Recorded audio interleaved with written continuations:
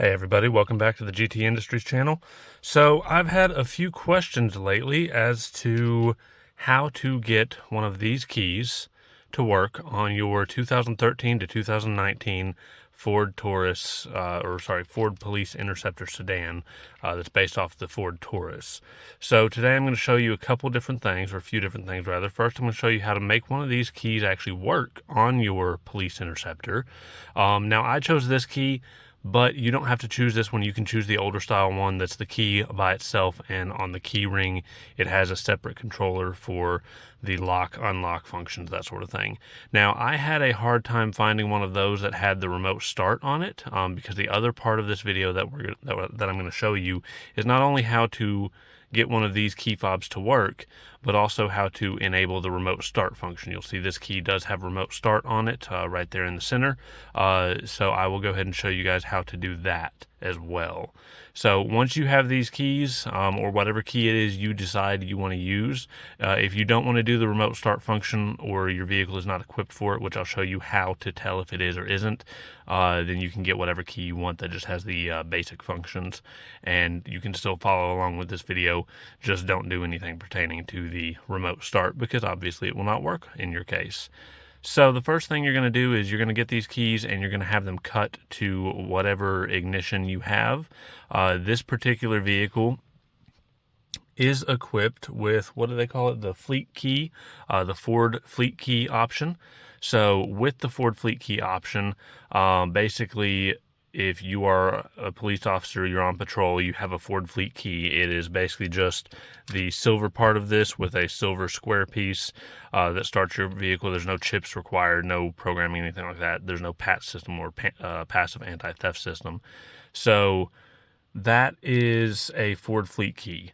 Now, if you're on patrol or whatever, and you happen to either lock your key in your car or you lose your key or whatever, another officer with another version of this vehicle can come along and their key will also work on your vehicle as well.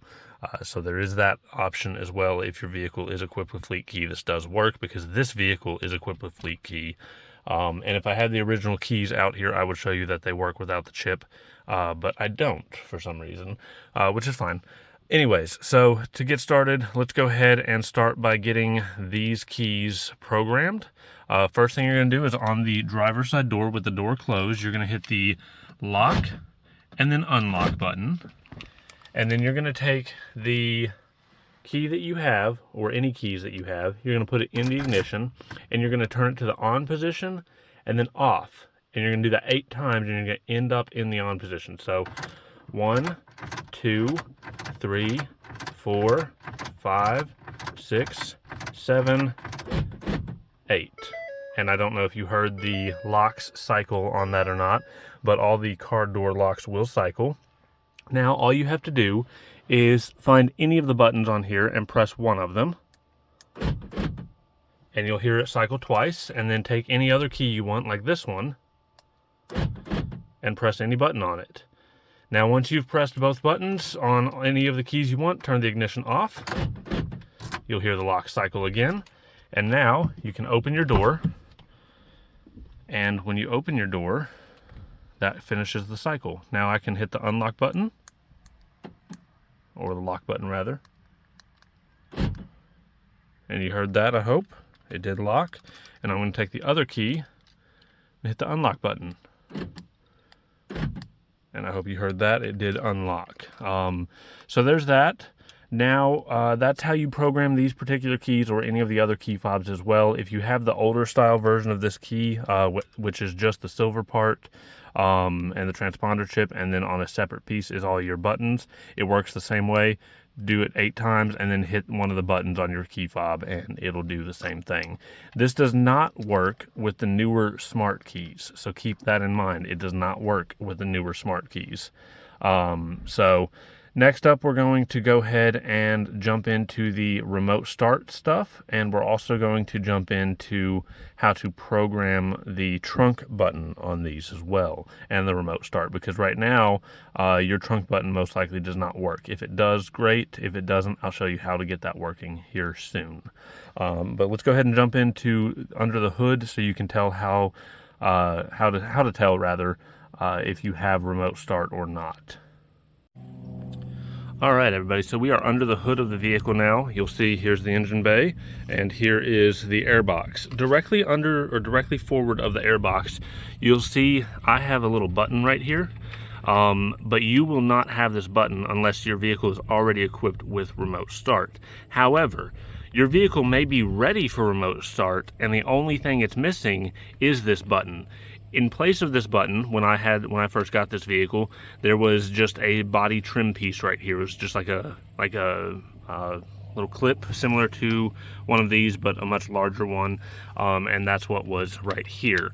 Now, if you look very carefully under here, I don't know if you can see it in the lighting very well, but there is a harness under here that is connected into the bottom of that button. Now, on the vehicles that are equipped with remote start, but don't actually have remote start enabled, that harness will still be there and it will be plugged into the bottom of that dummy plug. So all you have to do is unplug this, unplug that clip right there, take out the dummy plug, insert this button, and plug the harness back in. And that's all you have to do as far as physical changes to the vehicle. And then there's a little bit of programming using ForeScan, which we'll get into in just a moment. But that is how you tell if you have remote start ready capabilities, is if you have that dummy plug and that dummy harness under there. So we're going to go ahead and move back into the vehicle, assuming that you have gone ahead and gotten that button, which I'll leave a link in the description for. And if you have gotten that button, you've installed it, you're ready to move on to the next part. If you're not worried about remote start, then you can go ahead and move on to the next part as well. And we'll go ahead and show you not only how to program remote start, but also how to program the trunk function or the trunk button on your various different keys that you have. All right, everybody. So we are back and we are in the car now and we're on the computer. I've got ForeScan pulled up, and for those of you who are new to this or haven't messed with this kind of stuff before, ForeScan is a relatively easy to use programming software for Ford vehicles. Now, you do have to have a special connector that goes from USB to OBD2 to connect to your car. I will go ahead and put links in the description for both the OBD adapter as well as the page where you can download ForeScan. For what we're doing today, you will need what's called an extended license. So I will also go ahead and put a link in the description to the page where you would submit the information to get your extended license. And basically, it's just putting in your name and your email address. And if you're in ForeScan, let's assume that you've gone through the process of installing it. If you go over here to this About section, the very bottom left-hand icon on this left bar, you will see it has a device ID in here, and it will show you that device ID. But obviously, mine is already registered with that extended license.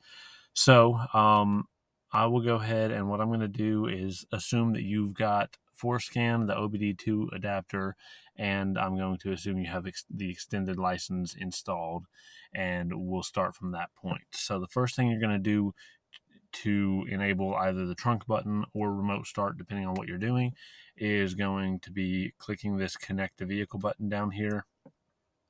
Now, I already have mine connected previously, so I'm going to go ahead and let that load. It's going to load much faster for me than it would for you because mine's already done. And then once you do get it loaded, over here on the left-hand side, this configuration and programming, what looks like a computer chip, you're going to go ahead and click on that. And then you're going to be presented with this list of various things that you can go through and look at. The first thing we're going to do is we're going to go to the body control module, module configuration as built format. We're going to click once on that, and we're going to click play in the bottom right corner here. It's going to give you an error or a warning. You can go ahead and click OK, and then it's going to load all this information in here. And basically what we're doing here is we're going to be doing the trunk button. We're going to be enabling the trunk button for the keys that you just programmed. You're going to look for line 726-18-01, and you're going to want to change it to 0100-0008 4F. Once you've done that, what you can do is you can write it. Now, I would suggest before you change anything on here to save all prior to making any changes. The reason I would do this is so you have a original copy of whatever the vehicle had in it. You can save it, then make your modifications, and then write all. And then if for some reason it doesn't go the way it should or something happens, then you can always reload that original one.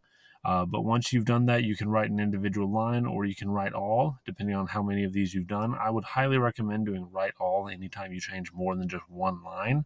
That's just my personal preference. But if if that's not how you want to do it, you don't have to. But once you change it to 0100, 0008, and 4F, your trunk button, and you've written it all, you'll cycle the key, and then your trunk button should work at that point. Now, of course, this is one of those you have to press the trunk button twice, and depending on your key, it may require you to press it quickly, slowly, medium. You may have to pause between the press. I've found that various different keys have different things that they want. Now, once you're done with this, you can go ahead and click stop. And then you can go back and click configuration and programming up here in the top. Now, to get your remote start enabled, the first thing we're going to do is we're going to go to the body control module, and we're going to do the one that's not as built format. We're going to do the standard one, and we're going to hit play on that.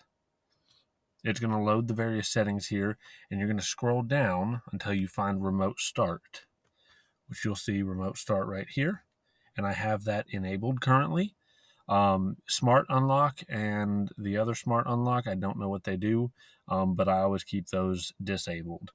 The other thing you may need to do, and I did not mention this earlier, but the other thing you may need to do in the key programming function when you're programming the keys is you may need to come in here with ForScan first and enable the spare keys programmable function. On some cards, it's disabled from the factory. Mine was not. I was able to program it right off the rip, but you may need to enable that if it is disabled. But that's going back to what we did earlier with the key programming. So once you have remote start enabled in the body control module, you'll want to go ahead and write that as well. And then you can go ahead and press stop once it has written that data and go back to configuration and programming. And now we're going to go to the IPC module configuration, and we're going to hit play on that. It's going to go through and read all that information. And on the right-hand side, we're going to scroll down again until we find remote start. And here is where you can enable or disable the various settings that you want. So you will need to enable remote start in here as well. This gives you the option to see it in the cluster, and there are some settings you can go about and change through that. Some of the other things you will want to do is if you want it to be able to have climate settings on remote start, you want to enable that as well. This does make it go off the last climate settings you had, so just keep that in mind. The driver's seat, that is for your heated seat if you have heated seats. Same thing for the passenger.